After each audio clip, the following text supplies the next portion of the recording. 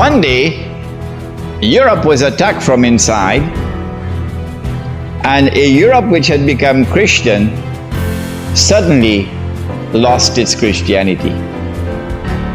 While Europe was Christian for those centuries, Christian Europe fought a ferocious battle against riba. Yeah, Christian Europe against riba. In fact, one of the best books on riba ever written was written by a British sheikh. What was his name? Shakespeare, correct. William Shakespeare. Which book? Which book? Merchant of Venice. Merchant of Venice. I will not have the time in this lecture, otherwise you have to give me 3 hours, to explain to you the brilliance of William Shakespeare in Merchant of Venice. But you'll get it, that analysis is there in my big book on riba. In Merchant of Venice, you'll see Christian Europe in its attempt to ensure the prohibition of riba.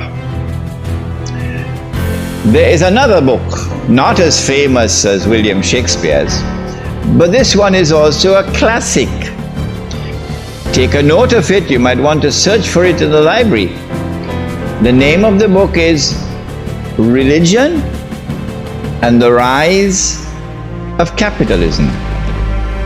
I would make this compulsory reading in Darul Uloom. Oh yes, Religion and the Rise of Capitalism by an author whose name is R.W. Tawney, T-A-W-N-E-Y. And in this book, Tawney records the Christian struggle against riba in Europe.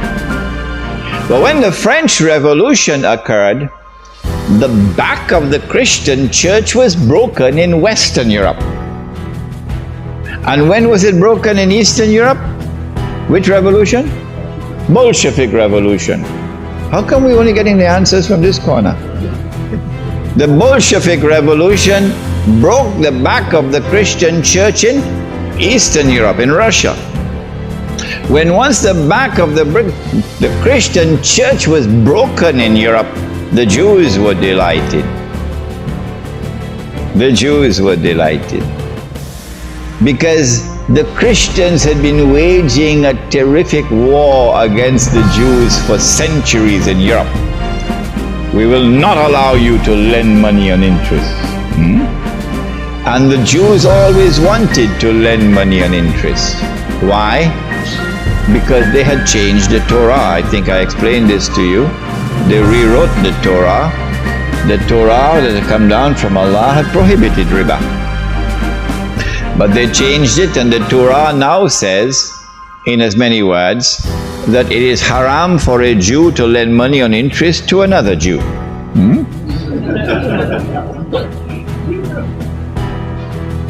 But it is halal, he can lend on interest to those who are not Jews. Go and check it out. Go and check it out in Deuteronomy, in Leviticus. Go and check it out. I have all of these quotations in my book for you. So they are the money lenders. They changed the word of Allah.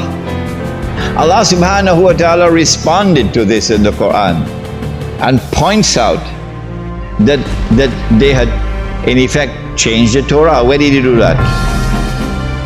Suratun? Which surah? Suratun Nisa. The language, as I said, was very powerful language. فَبِظُلْمٍ مِّنَ الَّذِينَ هَادُوا حَرَّمْنَا عَلَيْهِمْ طَيِّبَاتٍ أُحِلَّتْ لَهُمْ. In that ayah, he says, وَأَخْذِهِمُ الرِّبَا وَقَدْ نُهُوا عَنْهُ. They were taking riba despite the fact that they had been prohibited from doing so. So this is how we know that they changed the Torah. Now, with the French Revolution, an economy based on riba emerges in Europe for the first time.